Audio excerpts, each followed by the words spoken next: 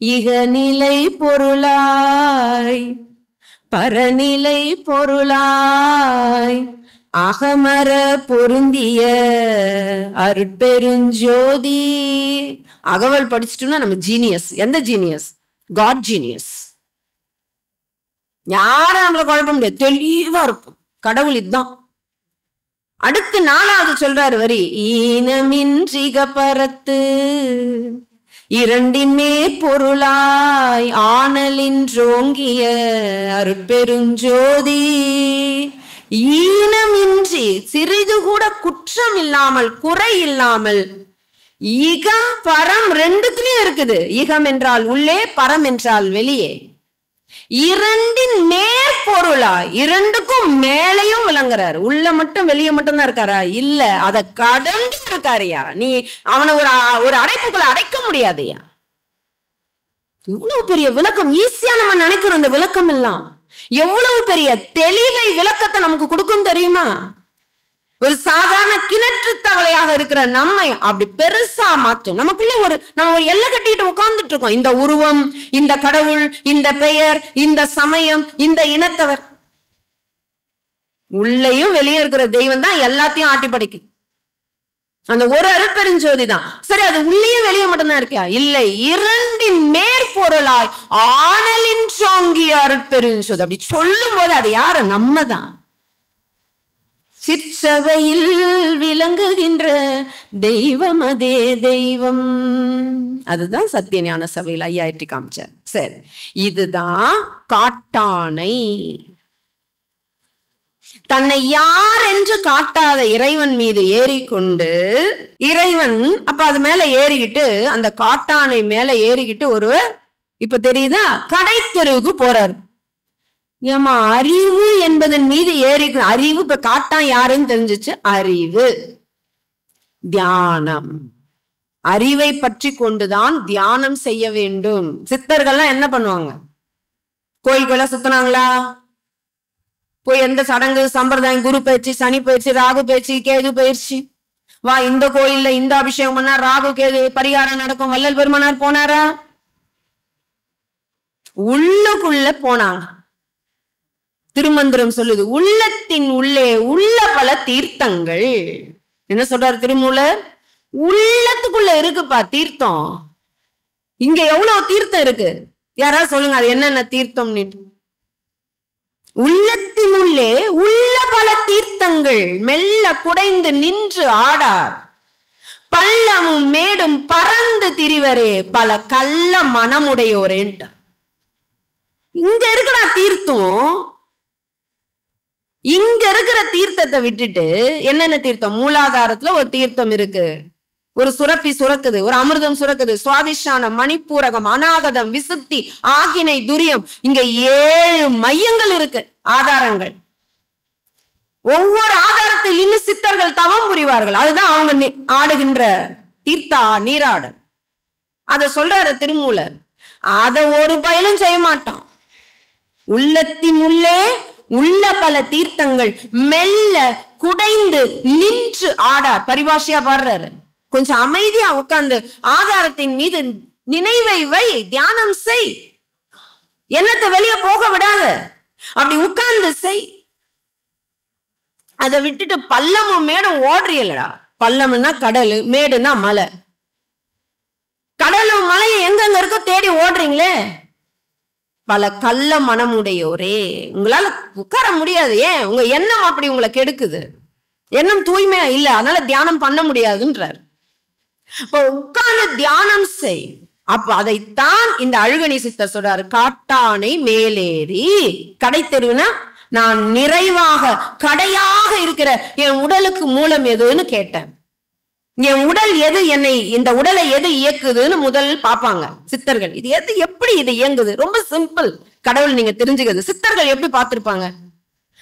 அண்டத்தை பார்த்திருப்பாங்க, அண்டத்தை பார்த்திருப்பாங்க.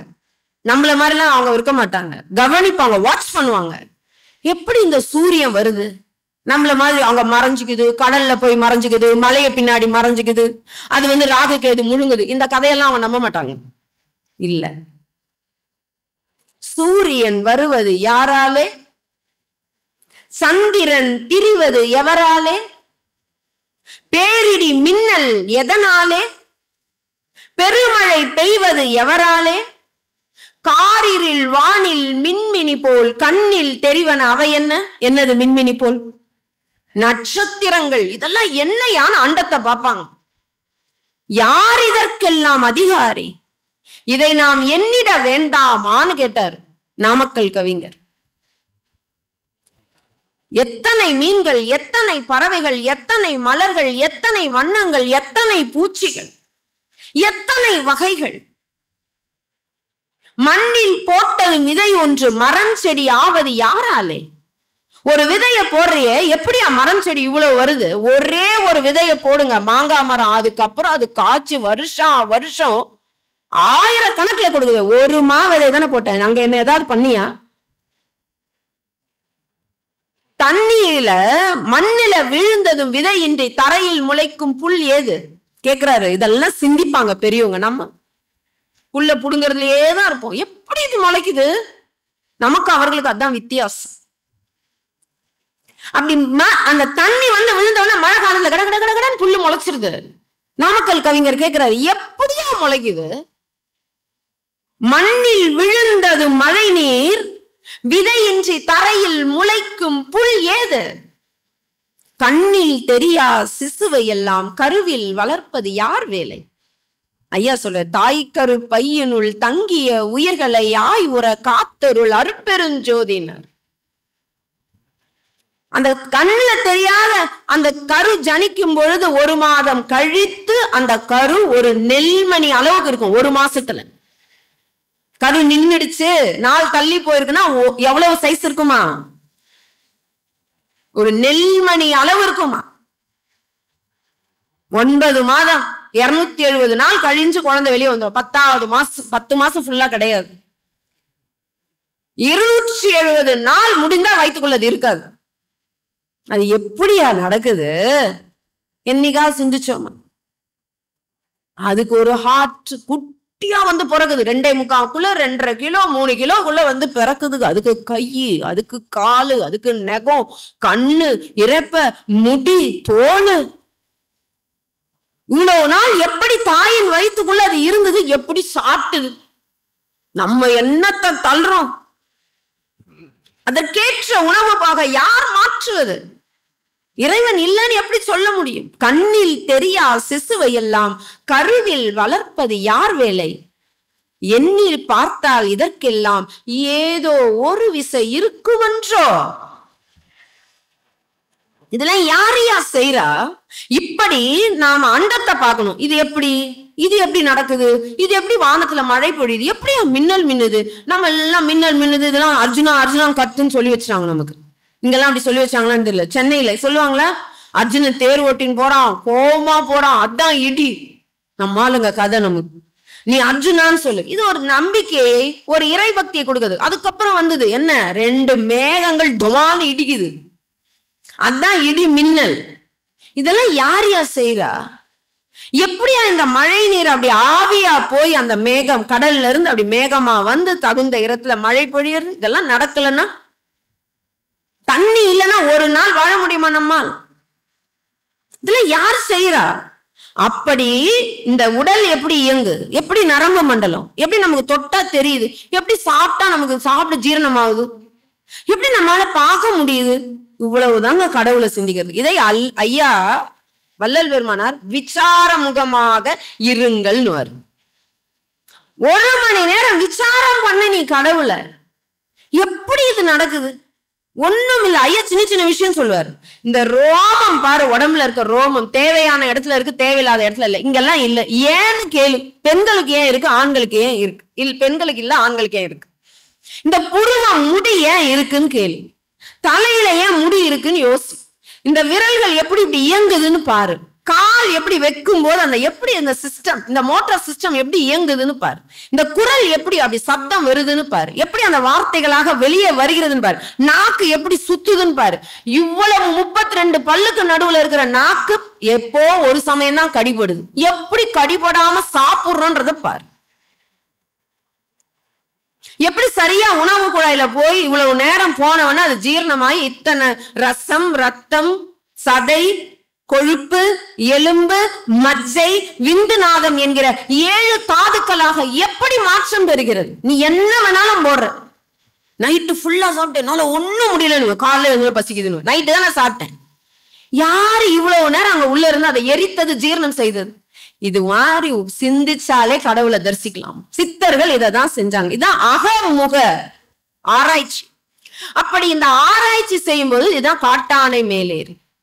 இப்ப இந்த ஆராய்ச்சி செய்யும் பொழுது என்ன ஆகும்? இந்த உடலை இப்படி யார் இப்படி பண்றா, யார் இப்படி செய்யறா? இதுதான் அப்படியே அமைதியாக இருந்து அவர்கள் காட்டிலும் மலையிலும் போய் உட்காருவாங்க. வேற ஒண்ணும் இல்ல சித்தர்கள் செய்வது. இதையெல்லாம் யார் செய்வது? எது செய்கிறது? அங்கிங்கெனாதபடி எங்கும் பிரகாசமாய் ஆனந்த பூர்த்தியாகி அருளோடு நிறைந்தது எது? தாயுமானவர். அங்கு இங்கு எனாதபடி, அங்க இருக்கா இங்க இருக்கா எனாதபடி எங்கும் பிரகாசமாய். பிரகாசமாய் என்றால்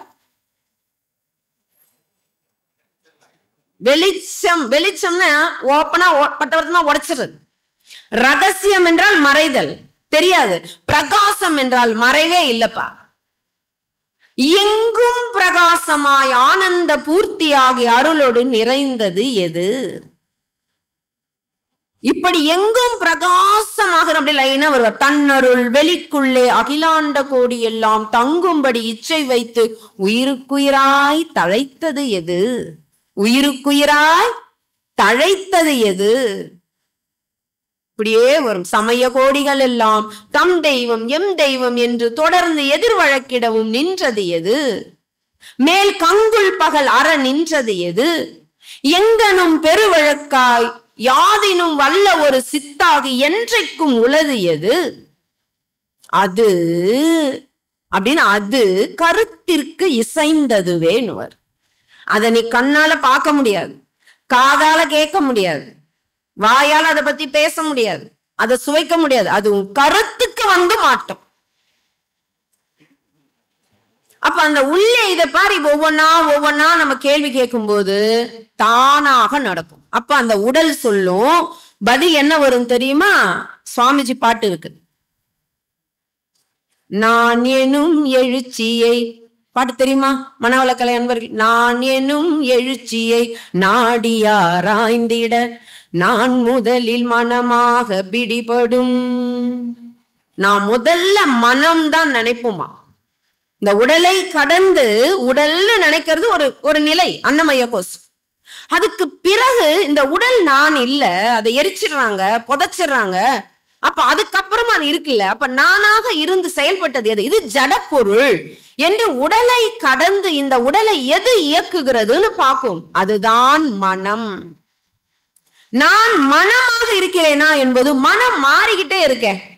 தூங்கும் போது மனம் இல்லையே, கோபமா மாறுது, அன்பா மாறுது, பொறுமையா மாறுது, கவலைப்படுது. மனம் ஒரு நிலையா இல்ல. அப்ப மனம் நான் இல்ல. அப்ப நான் மனத்தின் மூலம் நாட.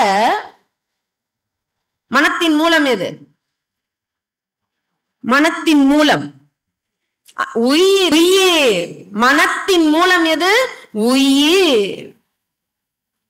அப்ப உயிருக்குள்ள போகும் ஒரு படியா. அதான் கோயிலுக்கு போறோம் இல்லையா, ஒவ்வொரு பிரகாரமா கடந்து கர்ப்ப கிரகத்துக்குள்ள போறோமா, அதுதான் தத்துவம். அப்ப ஒவ்வொன்றா கடக்கிறோம். உடலை கடக்கிறோம், மனதை கடக்கிறோம். இதுதான் காட்டானை மேலேறி கடை தெருவு போறது. கடை தெருவு அப்புறம் கடந்து மனம் சொல்லுது, நான் இல்லப்பா, அவன்தான். உயிரா அப்படின்னு உயிருக்குள்ள போகுமா? உயிர் சொல்லுமா, நான் இல்ல, உள்ள போ. உயிர் அப்படி விலகுமா? ஆன்மா. இதெல்லாம் ஈஸியா இவ்வளவு செகண்ட்ல சொல்றோம், எவ்வளவு நேரம் எடுக்கும். ஐயா சொல்றார், ஜோதியில் ஜோதியின் சொரூபமே அந்தம் ஆதி என்றருளிய அருட்பெருஞ்சோதி. எல்லாம் ஜோதிதான். புலன்ஜோதி, அதுக்கு பிறகு மனஜோதி, உயிர் ஜோதி, அப்புறம் ஆன்ம ஜோதி.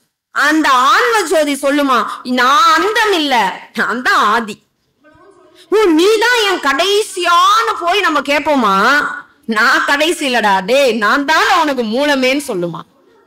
ஜோதியுள் ஜோதியின் சொரூபமே அந்தம் ஆதி என்றருளிய அருட்பெருஞ்சோதி.